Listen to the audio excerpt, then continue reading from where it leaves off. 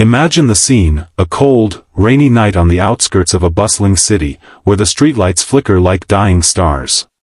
There, huddled against a rusted dumpster in an abandoned alley, lies a skeletal figure of a dog, his fur matted with mud and blood, eyes hollow with despair. His ribs protrude like the bars of a cage, and each shallow breath seems like his last. This is Max, a once beloved golden retriever, dumped and forgotten by the very family he trusted with his life. But what if I told you that behind this heartbreaking image lies a truth so devastating, it will shatter your soul and rebuild it stronger? Stick with me through this story, because by the end, you'll see how one act of cruelty sparked a chain of kindness that changed everything. If this tale moves you, and I know it will, hit that like button to spread the awareness, and subscribe to the channel for more stories that remind us why animals deserve our unwavering love. Max's story begins in a cozy suburban home, where laughter once filled the air like sunshine.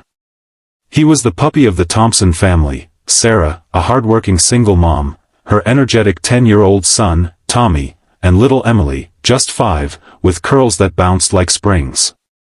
Max arrived as a birthday gift for Tommy, a fluffy bundle of joy with paws too big for his body and a tail that wagged at the slightest hint of affection. From day one, he was their shadow, greeting them at the door with sloppy kisses, curling up at the foot of Tommy's bed during thunderstorms, and patiently letting Emily dress him in silly hats for tea parties. Life was perfect, or so it seemed. Sarah worked long hours at a diner to make ends meet, but Max's unwavering loyalty made the tough days bearable. He was more than a pet, he was the glue holding their fractured family together after Sarah's divorce. But cracks began to show when Sarah met David, a charming salesman with a smile that hid his true nature. David moved in quickly, promising stability and a better life. At first, he tolerated Max, tossing him scraps from the table. Yet, as months passed, David's patience wore thin. Max, sensing the tension, would whine softly when arguments erupted, fights over money, over the kids, over everything. One night, after a particularly vicious quarrel, David slammed the door, muttering about that mangy mutt being a burden. Sarah, exhausted and desperate to keep the peace, said nothing. Tommy noticed the change. He saw how Max's once bright eyes dulled, how he flinched at David's raised voice. "Mom, Max is scared," Tommy whispered one evening, but Sarah brushed it off. "He's fine, honey. We're all adjusting." The turning point came on a sweltering summer day. David lost his job, and the family's fragile balance shattered. Bills piled up like storm clouds, and David's temper flared like lightning.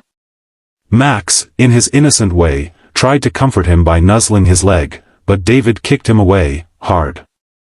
The yelp echoed through the house, and Tommy rushed in, tears streaming down his face. "Stop it. He's family." But David snarled, "That dog costs too much. Food, vet bills, we can't afford it." Sarah, caught in the middle, made the unthinkable choice. That night, under the cover of darkness, David loaded Max into the car. Tommy begged, "Please, don't take him." Emily clung to Max's neck, sobbing. Sarah turned away, whispering, "It's for the best." They drove to the edge of town, where factories loomed like forgotten giants, and David shoved Max out onto the wet pavement. "Go on, scram," he yelled as the dog whimpered, confused and alone. The car sped off, leaving Max in the rain, his world crumbling. Days blurred into weeks for Max. The alley became his prison. He scavenged for scraps in dumpsters, dodging rats and the occasional cruel kick from passers-by. His golden fur turned gray with grime, and infections set in from untreated wounds. Hunger gnawed at him like a relentless enemy, but worse was the loneliness, the aching void where his family's love used to be. He dreamed of Tommy's laughter, Emily's hugs, but reality was a nightmare. Cars zoomed by on the nearby highway, their headlights piercing the night like accusatory eyes. Max grew weaker, his body betraying him. Parasites ravaged his skin, and a deep cough rattled his chest.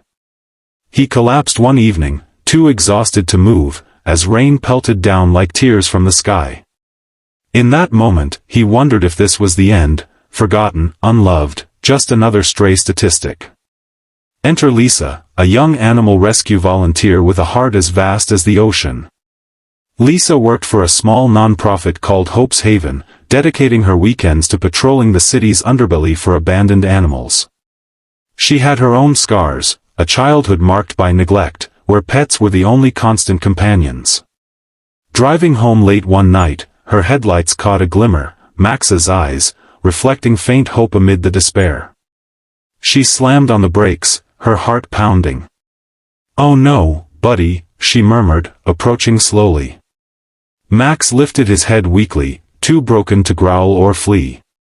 Up close, the sight destroyed her, emaciated, covered in sores, his collar still bearing a faded tag with "Max" engraved on it. Tears welled in her eyes as she gently scooped him up, wrapping him in a blanket from her trunk. "You're safe now," she whispered, though she knew the road ahead was steep.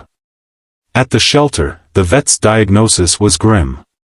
Max had severe malnutrition, pneumonia, heartworms, and emotional trauma that manifested in trembling fear.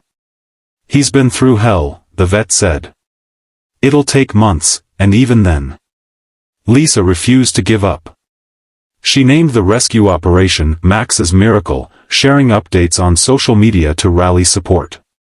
Donations trickled in, food, medicine, even a soft bed. But the real battle was rebuilding Max's trust. He cowered at human touch, flinching from hands that once brought joy. Lisa spent hours sitting beside his kennel, reading stories aloud, her voice a soothing balm. "I know what it's like to feel abandoned," she'd say softly. Slowly, Max responded, a tentative tail wag, a lick on her hand. Volunteers like old Mr. Jenkins, a retired firefighter who lost his own dog to illness, helped too. He walked Max gently, teaching him the world wasn't all cruelty. Meanwhile, back at the Thompson home, guilt festered like an open wound. Tommy couldn't sleep, haunted by dreams of Max alone. Emily drew pictures of him, taping them to her wall. Sarah noticed the emptiness, the house felt colder without Max's presence. David, unmoved at first, began to see the family's unraveling. One day, Tommy confronted Sarah, "We threw him away like trash. How could we?" Tears flowed as Sarah admitted her mistake. "I was scared, Tommy. I thought it would fix things. But nothing was fixed." David left soon after, realizing he didn't fit. In the aftermath, Sarah searched online for lost dogs, her heart aching.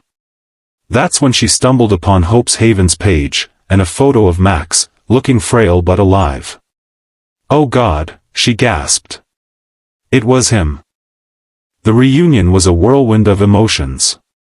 Lisa arranged a meeting, cautious to protect Max. When the Thompsons arrived, Max froze, then whimpered in recognition. Tommy dropped to his knees, arms open. "Max! I'm so sorry."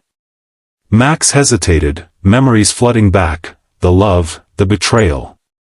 But love won. He limped forward, tail wagging furiously, burying his head in Tommy's chest. Emily squealed, hugging him gently. Sarah knelt, sobbing. "We were wrong. Can you forgive us?" Lisa watched, tears streaming. "He's yours, but only if you promise to never let this happen again." The family vowed, enrolling in pet care classes, budgeting for his needs. Max went home, but with conditions, regular check-ins from the shelter. Recovery wasn't easy. Max's physical healing took months, medications, therapy swims, nutritious meals. Emotionally, he had nightmares, waking with whines. The family adapted. Tommy read to him nightly, Emily made him toys, Sarah quit extra shifts to be present. Challenges arose. Max's fear of men made vet visits tense, but patience prevailed. Neighbors, inspired by the story shared online, offered help, walks, playdates. Hope's Haven grew from the publicity, rescuing more animals. Lisa became a close friend, mentoring Sarah on responsible ownership. As seasons changed, so did Max. His fur regained its golden shine, his eyes sparkled with joy. He chased balls in the yard, cuddled during movie nights, a testament to resilience. The family transformed too, stronger bonds, open communication, a deeper appreciation for loyalty. Tommy started a school club for animal welfare, Emily dreamed of becoming a vet. Sarah found peace, realizing true family includes four-legged members. But the heartbreaking truth?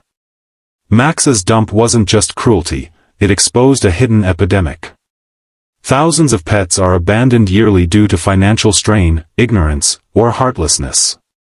Max's story destroys us because it's relatable. We've all faced tough choices, but animals depend on our better angels.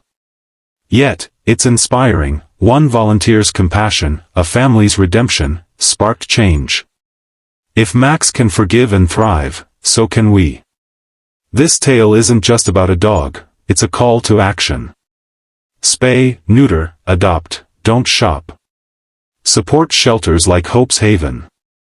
And if this story touched your heart, smash that like button to honor Max's journey, and subscribe for more real-life miracles that prove kindness wins. Together, we can end the cycle of abandonment. Max's wagging tail thanks you.